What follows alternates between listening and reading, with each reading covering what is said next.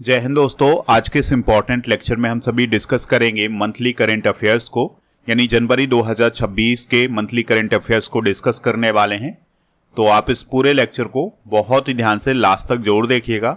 Last में आपसे एक क्वेश्चन पूछा जाएगा जिसका आंसर कमेंट बॉक्स में बताना है।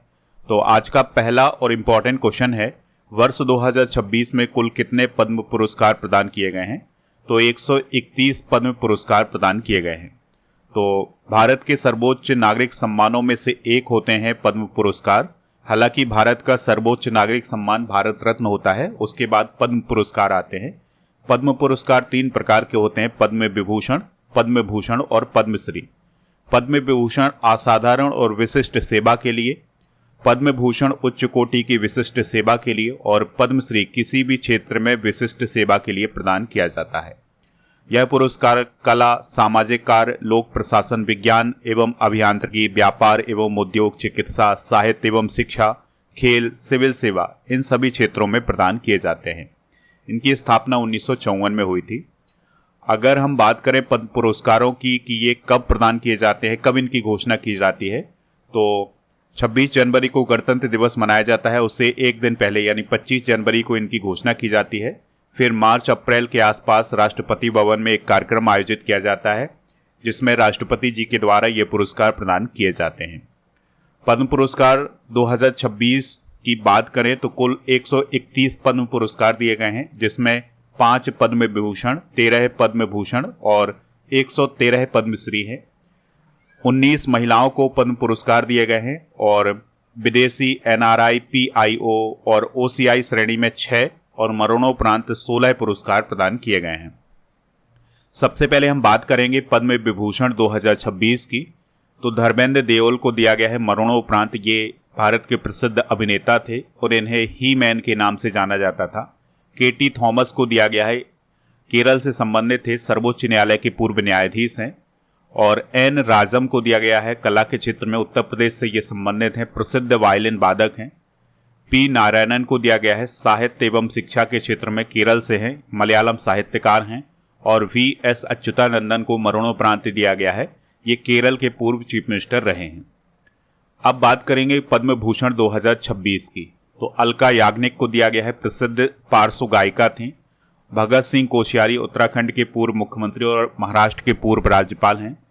कलीपति रामास्वामी पलानीस्वामी को दिया गया है, प्रसिद्ध चिकित्सक हैं। ममूटी को कला के क्षेत्र में दिया गया है, केरल के हैं, मलयालम सिनेमा के दिग्गज अभिनेता है। और डॉक्टर गौरी दत्तात्रेयुडू को दिया गया है चिकित्सा के क्षेत्र में, ये अमेरिका के हैं, कैंसर विशेषज्ञ हैं। पीयूष पांडे को मरणोपरांत दिया गया है, विज्ञापन जगत के दिग्गज हैं। SKM मलयानंदन को दिया गया है, तमिलनाडु के हैं, समाज सेवी हैं। और सतावर्धनी R गणेश को दिया गया है, कर्नाटक के हैं, ये साहित्यकार और कलाकार हैं। शिबू सोरेन को दिया गया है मरणोपरांत, झारखंड के पूर्व चीफ मिनिस्टर हैं। उदय कोटक को दिया गया है, ये कोटक महिंद्रा बैंक के संस्थापक हैं। VK मल्होत्रा को मरणोपरांत दिया गया है, ये दिल्ली के वरिष्ठ राजनेता थे। बेल्लापल्ली नटेसन को दिया गया है, सार्वजनिक मामलों के क्षेत्र में सामाजिक और धार्मिक नेता थे ये।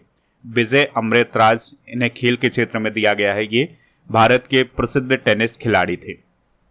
पद्मश्री 2026 की अगर हम बात करें तो 113 लोगों को दिया गया है। अब यहाँ पर हम 113 नाम डिस्कस नहीं करेंगे, कुछ ऐसे नाम डिस्कस करेंगे जो आपको याद रखने हैं। जैसे रोहित शर्मा भारतीय क्रिकेटर है, हरमनप्रीत कौर महिला क्रिकेटर हैं, हॉकी खिलाड़ी सविता पुनिया को दिया गया है, अभिनेता सतीश शाह को मरणोपरांत दिया गया है, एक्टर R माधवन को दिया गया है और प्रवीण कुमार जो कि पैरा एथलेटिक्स हैं, उन्हें भी पद्मश्री 2026 से सम्मानित किया गया है। 26 जनवरी 2026 को भारत का कौन सा गणतंत्र दिवस मनाया गया है? तो भारत का 77वां गणतंत्र दिवस मनाया गया है। तो कर्तव्य पथ नई दिल्ली पर एक परेड आयोजित की गई थी जो हर साल आयोजित की जाती है। राष्ट्रपति द्रौपदी मुर्मू जी ने राष्ट्रीय ध्वज फहराया था और इसके अलावा उन्हें 21 तोपों की सलामी भी दी गई थी। नरेंद्र मोदी जी ने नेशनल वॉर मेमोरियल पहुंचकर शहीदों को श्रद्धांजलि दी थी। इस बार की जो परेड आयोजित की गई थी उसके मुख्य अतिथि कौन थे? यूरोपीय परिषद के अध्यक्ष एंटोनियो कोस्टा और यूरोपीय आयोग की अध्यक्ष उर्सुला वॉन डेर लेyen। और गणतंत्र दिवस 2026 की थीम क्या थी? वंदे मातरम के 150 वर्ष। गणतंत्र दिवस 2026 पर अशोक चक्र से किसे सम्मानित किया गया है? शुभांशु शुक्ला को सम्मानित किया गया है। तो गणतंत्र दिवस 2026 पर भारतीय वायुसेना की ग्रुप कैप्टन और अंतरिक्ष यात्री शुभांशु शुक्ला को अशोक चक्र से सम्मानित किया गया है। यह सम्मान अंतर्राष्ट्रीय अंतरिक्ष स्टेशन पर एक्सियोम मिशन 4 के दौरान दिखाए गए असाधारण साहस के लिए उन्हें दिया गया है। और शुभांशु शुक्ला अंतर्राष्ट्रीय अंतरिक्ष स्टेशन पर जाने वाले पहले इंडियन हैं। उनका जन्म 1985 में लखनऊ उत्तर प्रदेश में हुआ था। इससे पहले राकेश शर्मा 1984 में अंतरिक्ष में जाने वाले पहले भारतीय बने। नेक्स्ट क्वेश्चन है, अजीत पवार किस राज्य के उप मुख्यमंत्री थे जिनका प्लेन क्रैश में निधन हो गया है? आंसर हो जाएगा महाराष्ट्र। तो महाराष्ट्र के deputy chief minister Ajit Pawar ji का प्लेन क्रैश हो गया था जिसमें उनका निधन हो गया है। वह मुंबई से चले थे 28 जनवरी 2026 को और उन्हें बारामती एयरपोर्ट पर जाना था, लेकिन बारामती एयरपोर्ट पर प्लेन लैंडिंग से पहले ही क्रैश हो गया था। तो इसमें 5 लोगों की जान गई है, अजीत पवार जी, इसके अलावा उनके निजी सुरक्षा अधिकारी और 2 पायलट की मौत हुई है इसमें। इसके अलावा फ्लाइट अटेंडेंट पिंकी माली का भी निधन हुआ है। तो अजीत पवार जी किस राज्य के डिप्टी चीफ मिनिस्टर थे? महाराष्ट्र के डिप्टी चीफ मिनिस्टर थे। तो उनका प्लेन क्रैश हो गया है जिसमें उनकी मौत हो गई है। हाल ही में किस राज्य ने बैसिलस सबलिटिस को आधिकारिक राज्य सूक्ष्म जीव घोषित किया है? आंसर हो जाएगा केरल। तो जिस प्रकार से राज्यों में राज्य पक्षी, राज्य पशु घोषित किया जाता है, उसी प्रकार से केरल राज्य ने अपने राज्य का राज्य सूक्ष्म जीव घोषित किया है जिसका नाम है बैसिलस सबलिटिस। और केरल इस प्रकार का काम करने वाला भारत का पहला राज्य बना है। मेंस हॉकी इंडिया लीग 2026 का टाइटल किसने जीता है? तो वेदांता कलिंगा लांसर्स ने इस खिताब को जीता है। तो वेदांता कलिंगा लांसर्स ने रांची रॉयल्स को 3-2 से हरा करके मेंस हॉकी इंडिया लीग का खिताब अपने नाम कर लिया है। फाइनल मुकाबला कलिंगा हॉकी स्टेडियम में खेला गया था जो कि ओडिशा में है। तो चैंपियन कौन रहा है? वेदांता कलिंगा लांसर्स। उपविजेता रांची रॉयल्स और तीसरा स्थान हैदराबाद तूफान को मिला है। और फेयर प्ले अवार्ड HILGC को मिला है। सर्वश्रेष्ठ गोलकीपर का अवार्ड प्रिंस दीप सिंह को मिला है। इसके अलावा इमर्जिंग प्लेयर का अवार्ड तालेम प्रियोवर्ता को मिला है। टॉप स्कोरर टॉम बून रहे हैं और प्लेयर ऑफ द टूर्नामेंट का अवार्ड अमनदीप लाकरा को मिला है। दोस्तों, आप स्टडी करके ऐप को इंस्टॉल कर लें जिसका लिंक डिस्क्रिप्शन बॉक्स में दिया गया है। तो यहाँ पर प्रीमियम कोर्स वाला ऑप्शन मिलेगा जिसमें Lucent GK foundation series by Prabhakar sir वाला ऑप्शन मिलेगा। जैसे ही आप इस ऑप्शन पर जाएंगे, इस कोर्स को परचेज करेंगे तो इसमें भारी छूट आपको मिलने वाली है।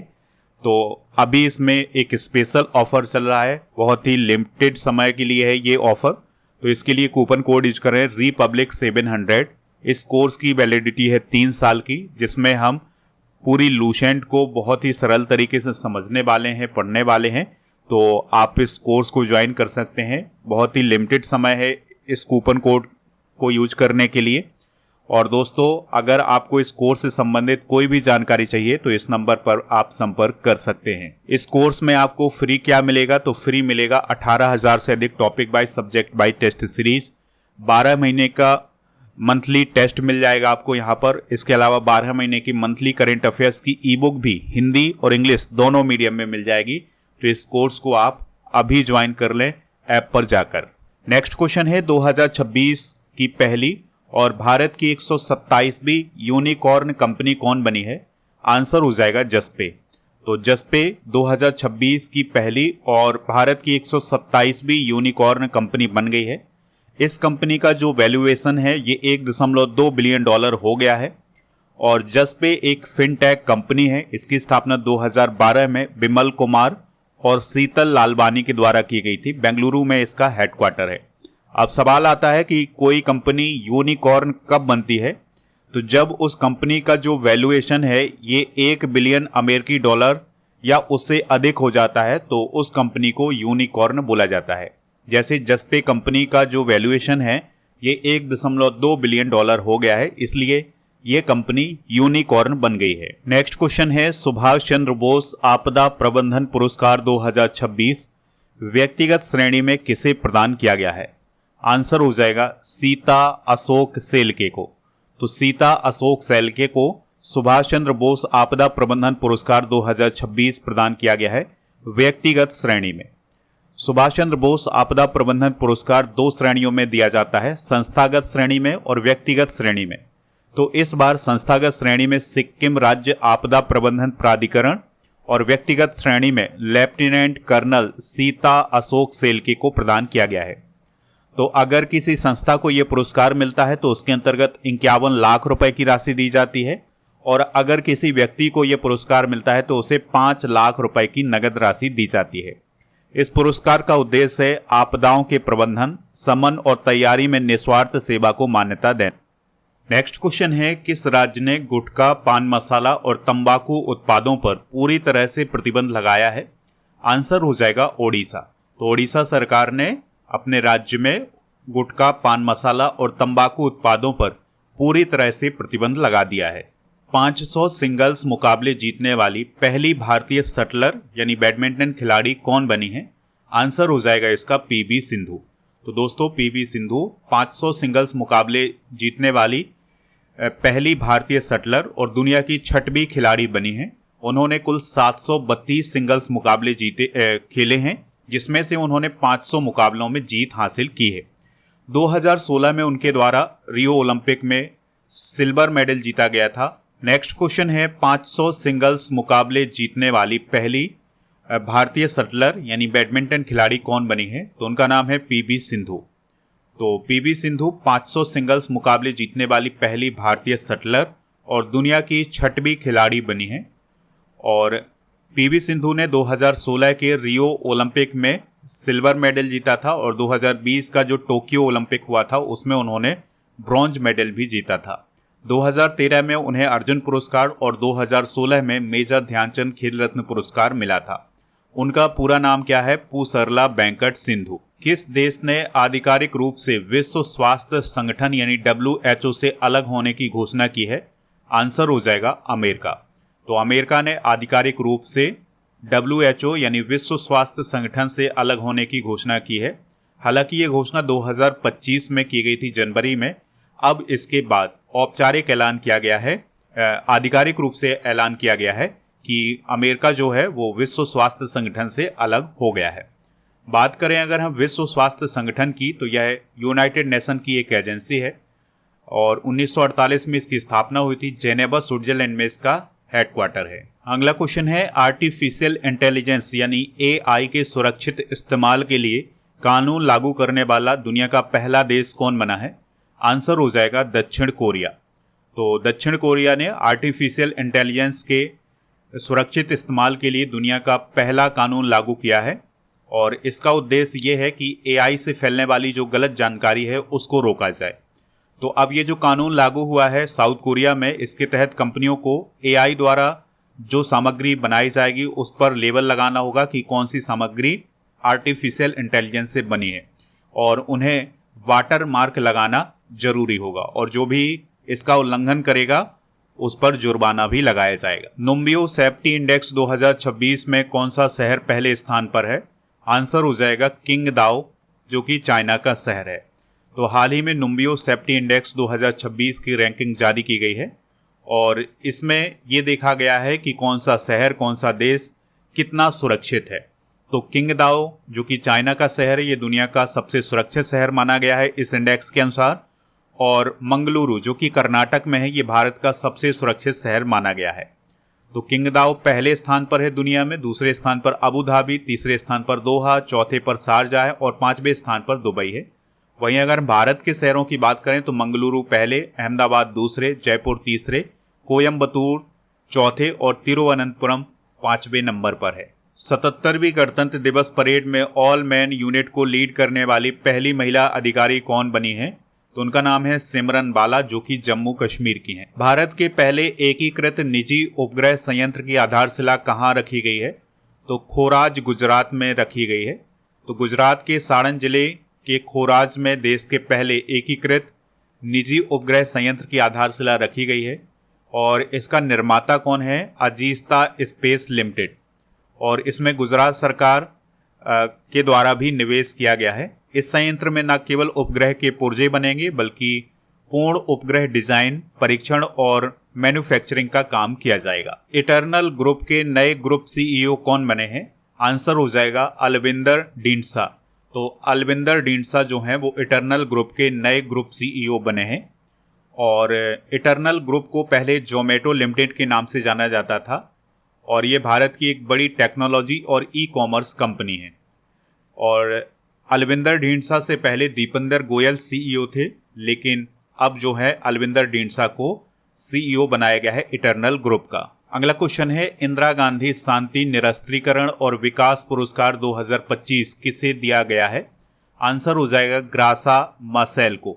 तो दोस्तों, इंदिरा गांधी शांति पुरस्कार 2025 ग्रासा मसेल को दिया गया है, जो कि मोजाम्बिक देश की एक लीडर, समाज सेवी और मानवाधिकार कार्यकर्ता हैं। उन्होंने मोजाम्बिक को स्वतंत्रता प्राप्त कराने में महत्वपूर्ण भूमिका निभाई है। वहाँ पर जो स्वतंत्रता आंदोलन चला था उसमें उन्होंने महत्वपूर्ण भूमिका निभाई थी। इसके बाद मोजाम्बिक की वो पहली शिक्षा और संस्कृति मंत्री भी बनी थी। अगर हम बात करें इंदिरा गांधी शांति पुरस्कार की, तो यह एक अंतर्राष्ट्रीय पुरस्कार है। 1986 में इसकी स्थापना पूर्व प्रधानमंत्री इंदिरा गांधी की याद में की गई थी। यह पुरस्कार इंदिरा गांधी मेमोरियल ट्रस्ट के द्वारा दिया जाता है। इस पुरस्कार का उद्देश्य विश्व शांति, निरस्त्रीकरण और विकास के क्षेत्र में उल्लेखनीय योगदान देने वाले व्यक्तियों या संस्थाओं को सम्मानित करना। इस पुरस्कार के अंतर्गत 25 लाख रुपए की नगद राशि दी जाती है। काशिबा जाकी करीबा परमाणु ऊर्जा संयंत्र किस देश में स्थित है, जिसे हाल ही में शुरू किया गया है? आंसर हो जाएगा जापान। तो जापान में स्थित है काशिबा जाकी करीबा परमाणु ऊर्जा संयंत्र। तो इसे हाल ही में शुरू किया गया है। 2011 में इस परमाणु रिएक्टर को बंद किया गया था, लेकिन अब इसको फिर से शुरू किया गया है। भारत सरकार ने न्यूजीलैंड के लिए भारत के अगले हाई कमिश्नर के रूप में किसे नियुक्त किया है? तो मुआन पुई सायाबी को नियुक्त किया है। तो अभी हाल ही में 2 महत्वपूर्ण नियुक्तियां हुई हैं। तो मुआन पुई सायाबी न्यूजीलैंड में भारत की अगली हाई कमिश्नर बनी है और अमित कुमार मिश्रा को जॉर्जिया में भारत का एम्बेसडर बनाया गया है, यानी राजदूत नियुक्त किया गया है। एशिया मैन्युफैक्चरिंग इंडेक्स 2026 में भारत को कौन सा स्थान प्राप्त हुआ है? तो भारत को 6वां स्थान प्राप्त हुआ है।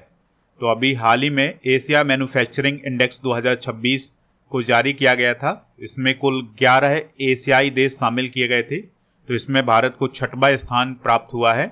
पहले स्थान पर है चाइना, दूसरे पर मलेशिया, तीसरे पर वियतनाम, चौथे पर सिंगापुर, 5वें स्थान पर साउथ कोरिया और 6वें स्थान पर भारत है। पंजाब का पहला डॉग सेंचुरी किस शहर में खोला गया है? तो ये लुधियाना में खोला गया है। अगला क्वेश्चन है, प्रसारण और डिजिटल प्लेटफॉर्म के लिए बीसीसीआई ने किस एआई टूल के साथ समझौता किया है? आंसर हो जाएगा जेमिनी के साथ।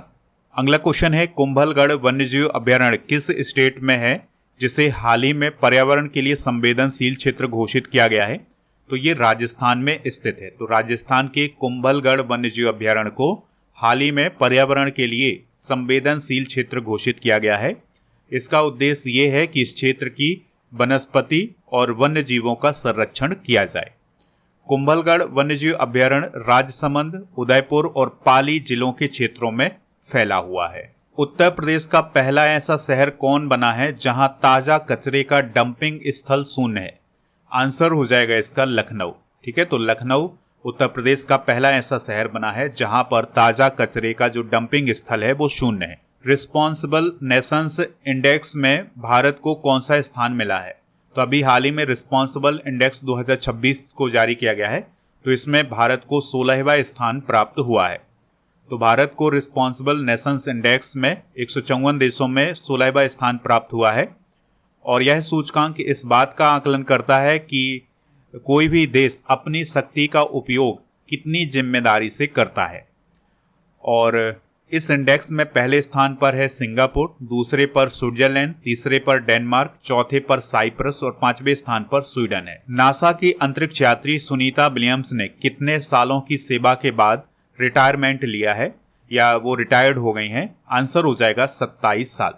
तो दोस्तों, नासा की अंतरिक्ष यात्री थी सुनीता विलियम्स। तो 27 सालों की सेवा के बाद अब वो इस अंतरिक्ष एजेंसी से रिटायर हो गई हैं। उन्होंने अंतरिक्ष में कुल 608 दिन बिताए हैं। ये काफ़ी इंपॉर्टेंट पॉइंट है, इसे आप नोट जरूर करिएगा। इसके अलावा उन्होंने 9 स्पेस वॉक पूरे किए हैं, जिनकी कुल अवधि 62 घंटे 6 मिनट रही है, जो कि महिला श्रेणी में सबसे अधिक समय है। इसके अलावा दोस्तों, उनके बारे में नासा ने यह भी बताया है कि विलियम्स ने अंतर्राष्ट्रीय अंतरिक्ष स्टेशन के 3 मिशनों में उड़ान भरी है। अखिल भारतीय फुटबॉल महासंघ ने सीनियर भारतीय महिला फुटबॉल टीम का नया कोच किसे नियुक्त किया है? तो अमेलिया वॉलवर्डे को नियुक्त किया है। कोस्टा रिका देश की हैं, ये आप जरूर याद रखिएगा, अमेलिया वॉलवर्डे। तो अब वो सीनियर भारतीय महिला फुटबॉल टीम की नई कोच बन गई हैं। मेघालय, त्रिपुरा और मणिपुर राज्य का स्थापना दिवस कब मनाया गया है?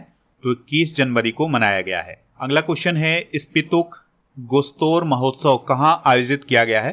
तो यह लद्दाख में आयोजित किया गया है। तो लद्दाख में हर साल स्पितुक गुस्तोर महोत्सव आयोजित किया जाता है और ये स्पितुक मठ में आयोजित किया जाता है। और दोस्तों, यह लद्दाख के क्षेत्र का वर्ष का पहला मठीय उत्सव है। मठीय उत्सव का मतलब यह है कि इसका आयोजन मठ में किया जाता है। जो बौद्ध मठ होते हैं उसमें इसका आयोजन होता है और इस महोत्सव के दौरान एक प्रसिद्ध नृत्य किया जाता है जिसे छम नृत्य बोला जाता है। किस भारतीय विश्वविद्यालय को ब्रिक्स नेटवर्क यूनिवर्सिटी में खाद्य सुरक्षा विषयगत क्षेत्र के अंतर्गत शामिल किया गया है? आंसर हो जाएगा पंजाब कृषि विश्वविद्यालय लुधियाना को। तो पंजाब कृषि विश्वविद्यालय लुधियाना को ब्रिक्स नेटवर्क यूनिवर्सिटी में खाद्य सुरक्षा विषयगत क्षेत्र के अंतर्गत औपचारिक रूप से शामिल किया गया है। भारतीय जनता पार्टी के राष्ट्रीय अध्यक्ष के रूप में किसे नियुक्त किया गया है, या भारतीय जनता पार्टी के नए राष्ट्रीय अध्यक्ष कौन बने हैं? आंसर हो जाएगा नितिन नवीन। तो नितिन नवीन भारतीय जनता पार्टी यानी भाजपा के नए राष्ट्रीय अध्यक्ष बने हैं और वह भारतीय जनता पार्टी के 12वें राष्ट्रीय अध्यक्ष हैं। उनका चुनाव निर्विरोध हुआ है, यानी कि उनके सामने अध्यक्ष पद के लिए कोई भी नहीं था, इसलिए उनका निर्विरोध चुनाव हुआ है। वह बीजेपी के सबसे युवा राष्ट्रीय अध्यक्ष हैं और बिहार से इस पद पर नियुक्त होने वाले पहले बीजेपी के लीडर बने हैं। उनकी आयु 45 साल है। नितिन नवीन बिहार के बैंकीपुर विधानसभा क्षेत्र से 5 बार के विधायक रह चुके हैं। वे बिहार सरकार में मंत्री भी रहे हैं और इसके अलावा उन्होंने संगठन में भी काम किया हुआ है। बात करें अगर हम बीजेपी की, तो 6 अप्रैल 1980 को इसकी स्थापना की गई थी। इसके संस्थापक लीडर हैं अटल बिहारी वाजपेयी, LK आडवाणी, मुरली मनोहर जोशी, नानाजी देशमुख। ये सभी लीडर इसके संस्थापक नेता हैं। नई दिल्ली में इसका मुख्यालय है। कमल का फूल इसका चुनाव चिन्ह है और इस पार्टी से नरेंद्र मोदी जी अभी वर्तमान में प्रधानमंत्री हैं, अमित शाह जी गृह मंत्री हैं और अटल बिहारी वाजपेयी जी इसके पूर्व प्रधानमंत्री हैं। आपसे एक सवाल पूछा जा सकता है कि भारतीय जनता पार्टी के पहले राष्ट्रीय अध्यक्ष कौन थे? तो वो थे अटल बिहारी वाजपेयी, जो कि 1980 से 86 तक अध्यक्ष रहे हैं। अगला क्वेश्चन है, इंडिया ओपन बैडमिंटन 2026 का पुरुष एकल का खिताब किसने जीता है? तो लिन चुन ई ने जीता है। तो दोस्तों, इंडिया ओपन बैडमिंटन 2026 की बात करें तो 13 से 18 जनवरी तक इसका आयोजन हुआ था। इस बार इसका 24वां संस्करण आयोजित किया गया था और इसका आयोजन इंदिरा गांधी एरिना नई दिल्ली में हुआ था और इसका आयोजन बैडमिंटन एसोसिएशन ऑफ इंडिया के द्वारा किया गया था। तो पुरुष एकल के विजेता लिन चुन ई थे, जो कि ताइवान के थे, और महिला एकल की विजेता आन से यांग थी, जो कि साउथ कोरिया की थी। साइना नेहवाल का संबंध किस खेल से था जिन्होंने संन्यास ले लिया है? आंसर हो जाएगा बैडमिंटन। तो बैडमिंटन की प्रसिद्ध खिलाड़ी थी भारत की साइना नेहवाल, तो उन्होंने संन्यास की घोषणा हाल ही में की है। उन्होंने अपना आखिरी मुकाबला 2023 में खेला था और विश्व वर्ल्ड नंबर 1 साइना ने लंदन ओलंपिक 2012 के अंदर भारत को ब्रॉन्ज मेडल भी दिलाया था। वे ओलंपिक मेडल जीतने वाली पहली भारतीय बैडमिंटन खिलाड़ी हैं और उन्होंने 3 ओलंपिक्स में भारत का प्रतिनिधित्व भी किया है। किस राज्य सरकार ने साहित्य के क्षेत्र में सैमोझी साहित्य पुरस्कार देने की घोषणा की है? आंसर हो जाएगा तमिलनाडु। तो देखिए दोस्तों, जिस प्रकार से हमारे देश में साहित्य अकादमी पुरस्कार दिए जाते हैं, उसी प्रकार से तमिलनाडु ने भी साहित्य पुरस्कार देने की घोषणा की है, जिन पुरस्कारों को सैमोझी साहित्य पुरस्कार नाम दिया है। तो शुरुआती तौर पर ये तमिल, तेलुगु, कन्नड़, मलयालम, ओडिया, बांग्ला, मराठी भाषाओं में प्रदान किए जाएंगे। इस पुरस्कार के अंतर्गत 5 लाख रुपए की नगद राशि दी जाएगी। अगला क्वेश्चन है, विजय हजारे ट्रॉफी 2025-26 को किसने जीता है? आंसर हो जाएगा विदर्भ ने। तो विजय हजारे ट्रॉफी जो है ये क्रिकेट से रिलेटेड है, इस बात को आप नोट कर लें। इस बार इसका 33वां संस्करण आयोजित हुआ था। बीसीसीआई के द्वारा इसका आयोजन किया गया था। 50 ओवर वाला टूर्नामेंट था और इसमें 38 टीमों ने हिस्सा लिया था। विदर्भ विजेता बना है, पहली बार विजेता बना है और सौराष्ट्र उप विजेता रहा है। प्लेयर ऑफ द सीरीज अमन मोखड़े को मिला है। इन्होंने पूरी सीरीज में 814 रन बनाए हैं। सबसे ज़्यादा विकेट अंकुर पवार ने हासिल किए हैं, ये सौराष्ट्र के हैं, 25 विकेट हासिल किए हैं। 2024-25 का विजेता कौन था? Karnataka. State bank of India यानी एसबीआई की रिपोर्ट के अनुसार भारत किस वर्ष तक उच्च मध्यम आय वाला देश बन जाएगा? तो ये 2030 तक बन जाएगा। तो हाल ही में स्टेट बैंक ऑफ इंडिया की एक रिपोर्ट जारी की गई है जिसमें ये कहा गया है कि भारत 2030 तक उच्च मध्यम आय वाला देश बन जाएगा और 2030 तक भारत की जो प्रति व्यक्ति आय होगी वो लगभग 4000 अमेरिकी डॉलर हो जाएगी। ठीक है। और अगर हम विश्व बैंक के वर्गीकरण की बात करें तो कोई भी देश निम्न आय वाला देश कब होता है? जब उसकी प्रति व्यक्ति आय 1135 डॉलर से कम होती है। निम्न मध्यम आय वाला देश कब होता है? जब उसकी जो प्रति व्यक्ति आय है वो 1000 डॉलर से लेकर के 4400 डॉलर के आसपास होती है। ठीक है। उच्च आय वाला तब होता है जब उसकी प्रति व्यक्ति आय 13,846 डॉलर से अधिक की होती है। अखिल भारतीय पीठासीन अधिकारी सम्मेलन 2026 किस राज्य की विधानसभा में आयोजित किया गया है? तो ये उत्तर प्रदेश की विधानसभा में आयोजित किया गया है। तो 19 जनवरी 2026 को इसका उद्घाटन हुआ था और 21 जनवरी तक ये आयोजित किया गया था। तो इसमें जो राज्यों की विधानसभा है और केंद्र शासित प्रदेशों की विधानसभा है उनके पीठासीन अधिकारी यानी विधानसभा अध्यक्ष, उपाध्यक्ष ये इसमें शामिल हुए थे और इसका उद्घाटन लोकसभा अध्यक्ष ओम बिरला जी के द्वारा किया गया था। अगला क्वेश्चन है, योवेरी मुसेवेनी किस देश के 7वीं बार राष्ट्रपति बने हैं? तो ये युगांडा देश के 7वीं बार राष्ट्रपति बने हैं। वो पहली बार राष्ट्रपति बने थे युगांडा के 1986 में, तब से वो अब तक 7 बार राष्ट्रपति बने हैं और अभी वो 7वीं बार बने हैं।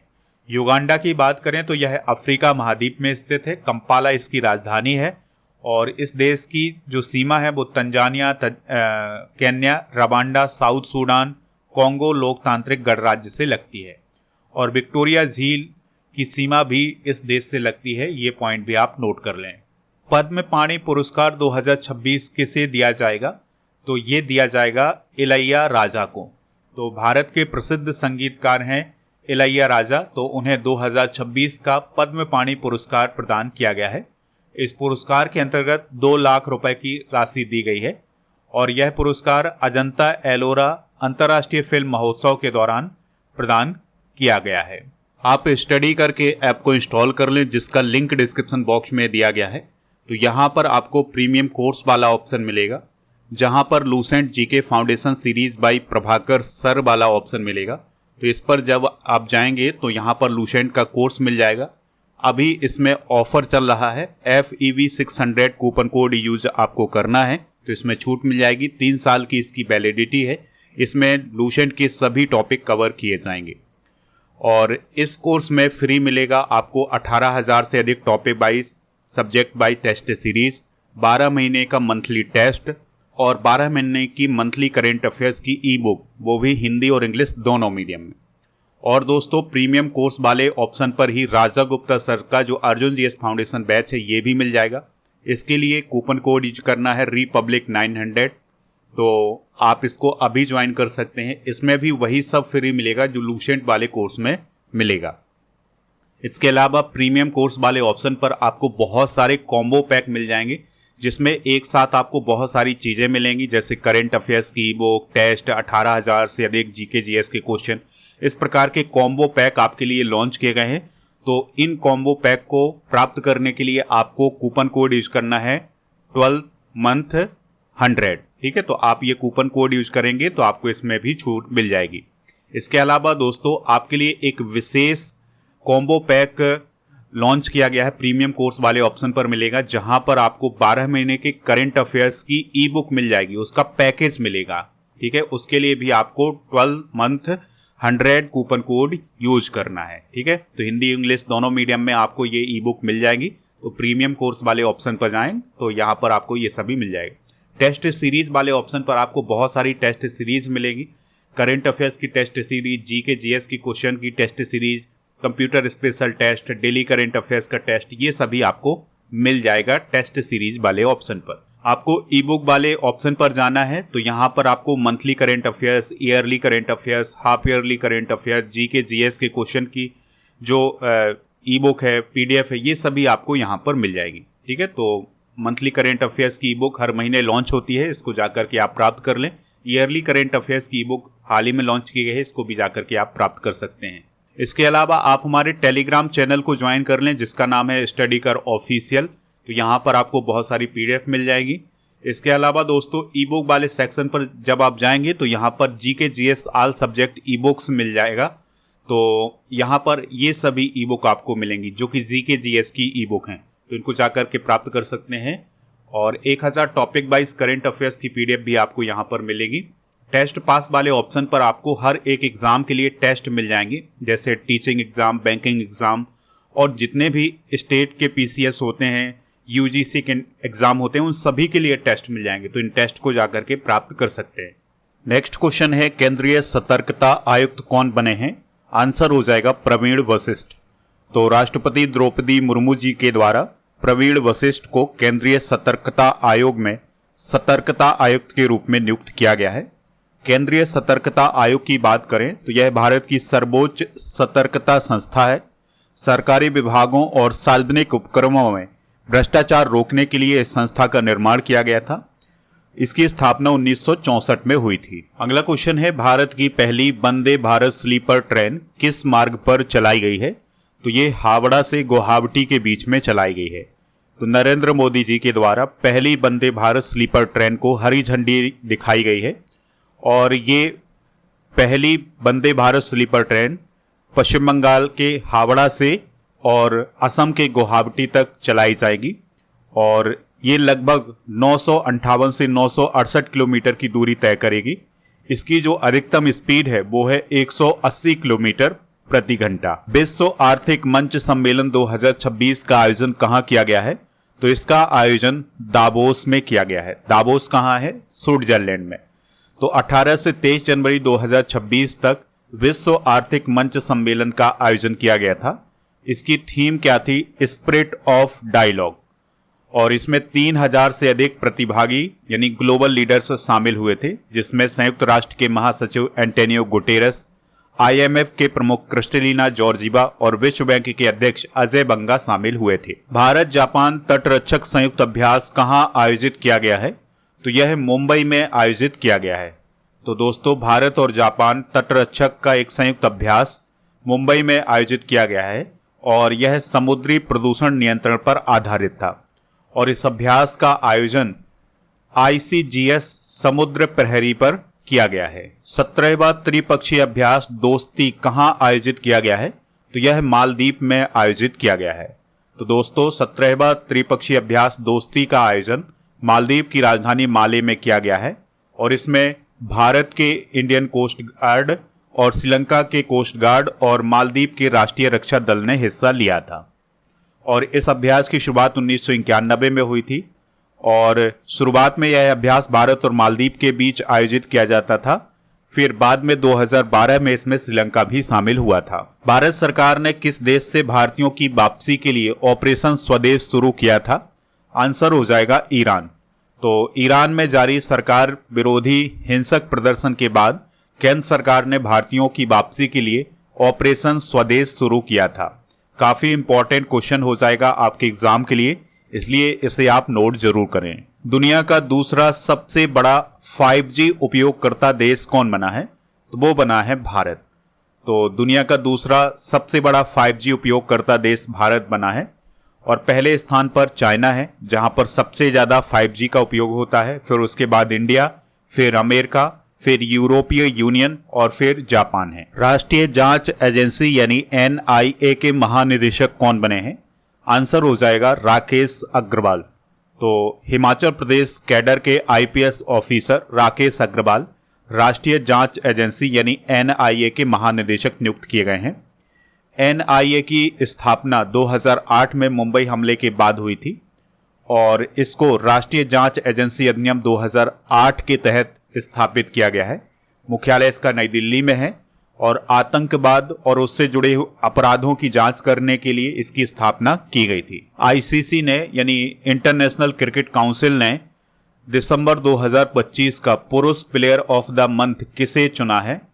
आंसर हो जाएगा मिचेल स्टार्क को। तो ऑस्ट्रेलिया के क्रिकेटर मिचेल स्टार्क को दिसंबर 2025 का पुरुष प्लेयर ऑफ द मंथ चुना गया है। वहीं अगर हम महिलाओं की बात करें तो महिलाओं में प्लेयर ऑफ द मंथ का अवार्ड दिया गया है लॉरा बोलबार्ट को, जो कि साउथ अफ्रीका की हैं। ठीक है, तो साउथ अफ्रीका की कप्तान लॉरा बोलबार्ट को ICC के द्वारा दिसंबर 2025 का women's player of the month चुना गया था। मारिया कोरिना मचाडो ने नोबेल शांति पुरस्कार का मेडल प्रतीकात्मक रूप से किसे भेंट किया है? तो ये किया है डोनाल्ड ट्रंप को। तो दोस्तों, वेनेजुएला की विपक्ष की नेता हैं मारिया कोरिना मचाडो। तो उन्होंने 2025 का जो नोबेल शांति पुरस्कार था इसका प्रतीकात्मक रूप से मेडल डोनाल्ड ट्रंप को प्रदान किया है। अगला क्वेश्चन है ITBP के नए महानिदेशक यानी DG कौन नियुक्त हुए हैं? आंसर हो जाएगा शत्रुजीत सिंह कपूर। तो दोस्तों, शत्रुजीत सिंह कपूर भारत तिब्बत सीमा पुलिस या ITBP के नए महानिदेशक बने हैं। ITBP की स्थापना 24 अक्टूबर 1962 को हुई थी। नई दिल्ली में इसका हेडक्वार्टर है। गृह मंत्रालय के अधीन ये काम करता है। भारत चाइना की जो सीमा है उसकी सुरक्षा करना इसका काम होता है। प्रवीण कुमार किस बल के महानिदेशक बने हैं? आंसर हो जाएगा BSF। तो दोस्तों, BSF के नए महानिदेशक प्रवीण कुमार बने हैं। उन्होंने दलजीत सिंह चौधरी का स्थान लिया है। BSF की बात करें तो पाकिस्तान और बांग्लादेश की जो सीमा भारत से लगती है उसकी रक्षा करना इसका काम होता है। 1 दिसंबर 1965 को इसकी स्थापना हुई थी और नई दिल्ली में इसका मुख्यालय है। जीवन पर्यंत कर्तव्य इसका आदर्श वाक्य है और इसके पहले DG कौन थे? KF रुस्तम जी। हाल ही में पर्वतारोही अरित्रा रॉय ने किस शिखर पर चढ़ाई की है? तो दोस्तों, उन्होंने माउंट एकॉन कागुआ पर चढ़ाई पूरी की है। तो त्रिपुरा के पर्वतारोही हैं अरित्रा रॉय। तो उन्होंने अर्जेंटीना में स्थित माउंट एकॉन कागुआ शिखर पर सफलतापूर्वक चढ़ाई की है और माउंट एकॉन कागुआ एशिया के बाहर 6,967 मीटर की ऊंचाई के साथ सबसे ऊंची चोटी है। राष्ट्रमंडल देशों के अध्यक्षों और पीठासीन अधिकारियों का 28वां सम्मेलन कहां आयोजित किया गया है? तो यह नई दिल्ली में आयोजित किया गया है। तो राष्ट्रमंडल देशों के अध्यक्षों और पीठासीन अधिकारियों का 28वां सम्मेलन नई दिल्ली में 14 जनवरी से 16 जनवरी के बीच आयोजित किया गया था। इसकी अध्यक्षता की है हमारे देश के जो लोकसभा अध्यक्ष हैं ओम बिरला जी, उनके द्वारा इसकी अध्यक्षता की गई है। इसमें 60 से अधिक देशों के जो अध्यक्ष और पीठासीन अधिकारी होते हैं वो शामिल हुए थे। इसमें आर्टिफिशियल इंटेलिजेंस, सोशल मीडिया का प्रभाव, इन सभी मुद्दों पर बात की गई है। दोस्तों, राष्ट्रमंडल देशों में वो देश शामिल होते हैं जो कभी ब्रिटेन के उपनिवेश रहे हैं, यानी जहां पर ब्रिटेन का शासन रहा है ऐसे देशों को राष्ट्रमंडल देश बोला जाता है। वर्तमान में लगभग 56 इसके सदस्य हैं। चार्ल्स तृतीय इसके प्रमुख हैं और सरली आयोरकोर बोचबे इसकी वर्तमान में महासचिव हैं। ये पॉइंट नोट कर लें आप। राजस्थान की पहली पूर्ण जैविक पंचायत कौन बनी है? तो बामन बास कांकड़ राजस्थान की पहली पूर्ण जैविक पंचायत बनी है। राजस्थान की पहली पूर्ण जैविक पंचायत कौन बनी है? तो बावन बास कांकड़ जो है वो राजस्थान की पहली पूर्ण जैविक पंचायत बनी है। नीति आयोग के चौथे निर्यात तैयारी सूचकांक 2024 में बड़े राज्यों की श्रेणी में पहला स्थान किसने हासिल किया है? आंसर हो जाएगा महाराष्ट्र। तो नीति आयोग ने हाल ही में चौथा निर्यात तैयारी सूचकांक 2024 जारी किया है। इस सूचकांक में भारत के सभी राज्यों और केंद्र शासित प्रदेशों की निर्यात के लिए तैयारी और क्षमता का मूल्यांकन किया गया है और इसका पहला संस्करण 2020 में जारी किया गया था।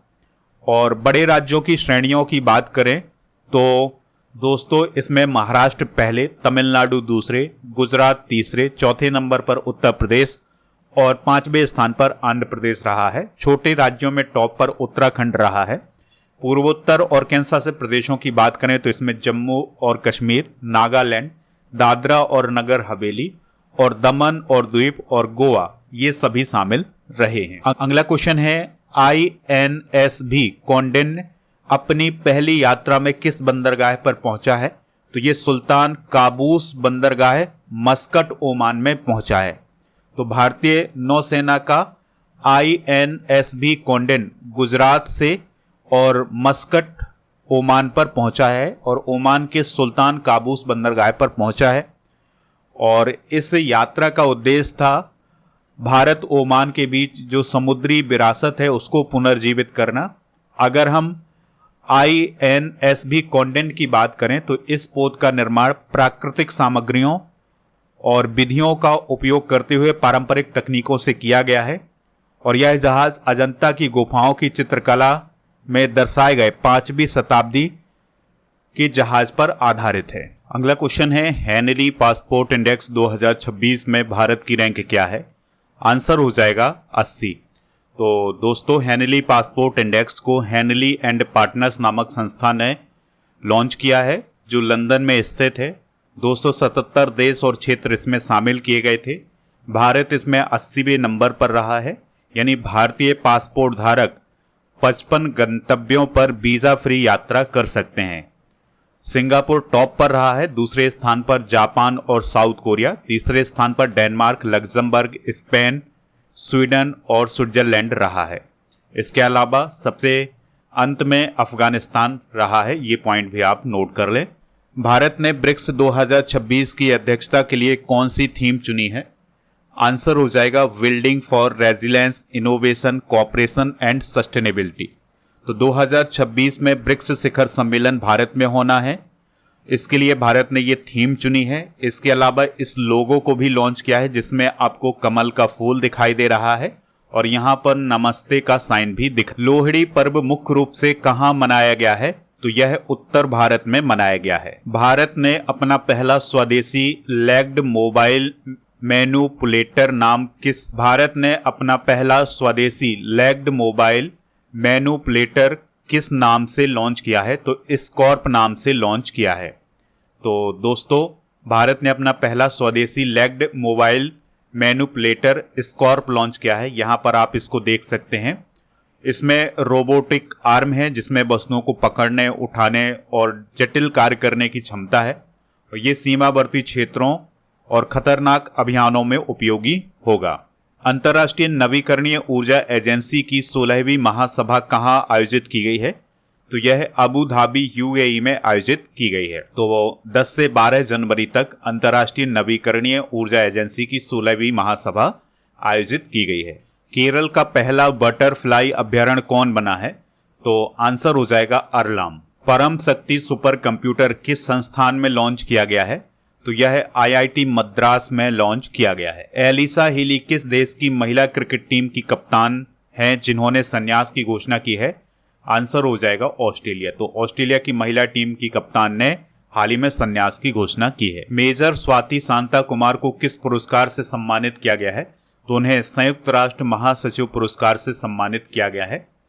वो वर्तमान में संयुक्त राष्ट्र दक्षिण सूडान मिशन के साथ सेवाएं दे रही हैं और यह अवार्ड उन मुहिमों को दिया गया है जो लैंगिक समानता और महिला समर्थक शांति स्थापना को बढ़ावा देती हैं। असम डॉन बॉस्को यूनिवर्सिटी यानी ADBU कौन सा सैटेलाइट मिशन लॉन्च करेगा? तो लाचित 1 नाम का जो सैटेलाइट है वो असम डॉन बॉस्को यूनिवर्सिटी के द्वारा लॉन्च किया जाएगा। इसरो का PSLV C62 मिशन कब लॉन्च किया गया था? तो यह 12 जनवरी को लॉन्च किया गया था। तो PSLV C62 मिशन जो था ये इसरो का 2026 का पहला मिशन था। इसे 12 जनवरी 2026 को सुबह 10:17 पर लॉन्च किया गया था। सतीश धवन स्पेस सेंटर श्रीहरिकोटा से। इसमें PSLV C62 रॉकेट का इस्तेमाल किया गया था और इसमें DRDO के द्वारा विकसित hyper spectral earth observation satellite भी शामिल था। 16 सैटेलाइट इसमें शामिल थे। जो मुख्य सैटेलाइट था वो था अन्वेषा या EOS-N1 और इसमें UK, नेपाल, ब्राजील सहित कई देशों के सैटेलाइट शामिल थे। हालांकि इसरो का ये जो मिशन था ये असफल मिशन रहा है, सफल मिशन नहीं रहा है। इस पॉइंट को आप जरूर नोट करें। गोल्डन ग्लोब अवार्ड 2026 में सर्वश्रेष्ठ फिल्म ड्रामा का अवार्ड किसे मिला है? तो ये मिला है हैमनेट को। तो गोल्डन ग्लोब अवार्ड एक अंतर्राष्ट्रीय फिल्म और टेलीविज़न पुरस्कार हैं। 1944 में इनकी शुरुआत हुई थी। अमेरिका में ये प्रदान किए जाते हैं। और अगर हम 2026 के विजेताओं की बात करें तो सर्वश्रेष्ठ फिल्म ड्रामा का अवार्ड हैमनेट को मिला है। सर्वश्रेष्ठ फिल्म म्यूजिकल कॉमेडी का अवार्ड वन बैटल आफ्टर अंदर को मिला है। बेस्ट डायरेक्टर रहे हैं Paul Thomas Anderson. Best actor रहे हैं ड्रामा के वागनर मोउरा और बेस्ट एक्ट्रेस रही हैं ड्रामा की जैसी बकली। और अगर हम सर्वश्रेष्ठ ड्रामा सीरीज की बात करें तो वो कौन रहा है? The pit. भारतीय मूल की गणितज्ञ नलिनी जोशी को ऑस्ट्रेलिया के किस राज्य का साइंटिस्ट ऑफ द ईयर 2025 चुना गया है? आंसर हो जाएगा न्यू साउथ वेल्स। तो भारतीय मूल की गणितज्ञ नलिनी जोशी को साल 2025 के लिए ऑस्ट्रेलिया के न्यू साउथ वेल्स राज्य की साइंटिस्ट ऑफ द ईयर चुना गया है। ग्रोक AI चैटबॉट पर बैन लगाने वाला पहला देश कौन बना है? तो वो बना है इंडोनेशिया। जस्टिस रेवती मोहिते डेरे किस राज्य की पहली महिला मुख्य न्यायाधीश बनी है? तो वह मेघालय राज्य की पहली महिला मुख्य न्यायाधीश बनी है। अवतार ग्रुप की 2025 की top cities for women in India report में टॉप पर कौन रहा है?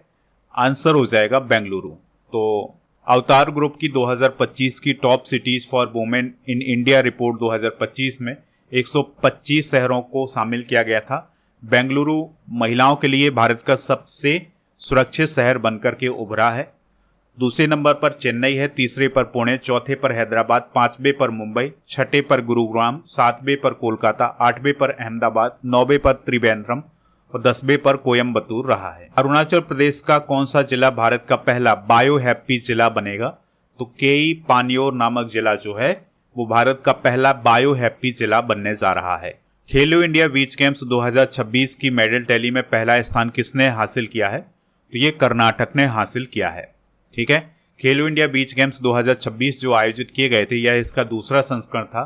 दीव के घोगला बीच में इसका आयोजन हुआ था। पर्ल इसका शुभंकर था। 5 से 10 जनवरी के बीच इनका आयोजन हुआ है और कर्नाटक पहले स्थान पर रहा है जिसने 3 गोल्ड, 2 सिल्वर, 6 ब्रॉन्ज मेडल जीते हैं और कुल 11 मेडल जीते हैं। तमिलनाडु दूसरे, तीसरे स्थान पर मणिपुर, चौथे पर MP, 5वें स्थान पर हरियाणा रहा है। परमाणु ऊर्जा नियामक बोर्ड के अध्यक्ष कौन बने हैं? तो AK बाला सुब्रमण्यम परमाणु ऊर्जा नियामक बोर्ड के अध्यक्ष बने हैं। मध्य प्रदेश और किस राज्य के बीच वन्यजीव विनिमय समझौते पर हस्ताक्षर किए गए हैं? तो आंसर हो जाएगा असम। तो असम और मध्य प्रदेश के बीच वन्यजीव विनिमय समझौते पर हाल ही में हस्ताक्षर किए गए हैं। तो इस समझौते के तहत असम मध्य प्रदेश को 50 जंगली भैंसे, 1 जोड़ा 1 सींग वाला गैंडा और 3 किंग कोबरा देगा, जबकि बदले में मध्य प्रदेश 1 जोड़ा टाइगर यानी बाघ और 6 मगरमच्छ असम को देगा। हाल ही में उत्पन्न स्टॉर्म गोरेटी ने किस महाद्वीप को प्रभावित किया था? तो इसने यूरोप महाद्वीप को प्रभावित किया था। नेक्स्ट क्वेश्चन है, संयुक्त राष्ट्र ने किस वर्ष को अंतरराष्ट्रीय वर्ष चारागाह और पशुपालक घोषित किया है? आंसर हो जाएगा 2026। भारत ने दुनिया में पहली बार व्यावसायिक स्तर पर किसका उत्पादन शुरू किया है? आंसर हो जाएगा बायो बिटुमेन या जैव बिटुमेन का। भारत का पहला पूर्णतः पेपरलेस जिला न्यायालय कौन बना है? तो वो कलपेट्टा जिला न्यायालय बना है जो कि वायनाड केरल में स्थित है। माधव गाडगिल का निधन हो गया है, वह कौन थे? तो वह भारत के एक प्रसिद्ध पर्यावरणविद थे, तो उनका हाल ही में निधन हुआ है। एसेज सीरीज 2025-26 को किसने जीता है? आंसर हो जाएगा ऑस्ट्रेलिया ने। तो एसेज सीरीज इंग्लैंड और ऑस्ट्रेलिया के बीच आयोजित की जाती है। तो 2025-26 में इसका खिताब ऑस्ट्रेलिया ने जीता है। इस सीरीज के अंतर्गत 5 टेस्ट मैच खेले जाते हैं। तो दोस्तों, ऐसे सीरीज क्रिकेट से रिलेटेड है, इस बात को आप जरूर नोट करें। 53वां विश्व पुस्तक मेला 2026 कहां आयोजित किया गया था? तो ये नई दिल्ली में आयोजित किया गया था। भारतीय विशिष्ट पहचान प्राधिकरण यानी UIDAI ने हाल ही में किस शुभंकर को लॉन्च किया है? आंसर हो जाएगा उदय। तो उदय नाम का शुभंकर लॉन्च किया गया है UIDAI के द्वारा। ऑस्कर अवार्ड 2026 के लिए भारत की कौन सी फिल्म कंटेंशन लिस्ट में शामिल हुई है? आंसर हो जाएगा दशावतार। तो दशावतार फिल्म एक मराठी फिल्म है, तो इसे 98 एकेडमी अवार्ड यानी ऑस्कर 2026 के लिए ऑफिशियल कंटेंशन लिस्ट में शामिल किया गया है। इस फिल्म के डायरेक्टर हैं सुबोध खानोलकर। सैनिकों के लिए DRDO के द्वारा विकसित समुद्री जल विलवणीकरण प्रणाली का नाम क्या है? तो उसका नाम है स्वदेश। सिद्धरमैया किस राज्य के सबसे लंबे समय तक सेवा करने वाले मुख्यमंत्री बने हैं?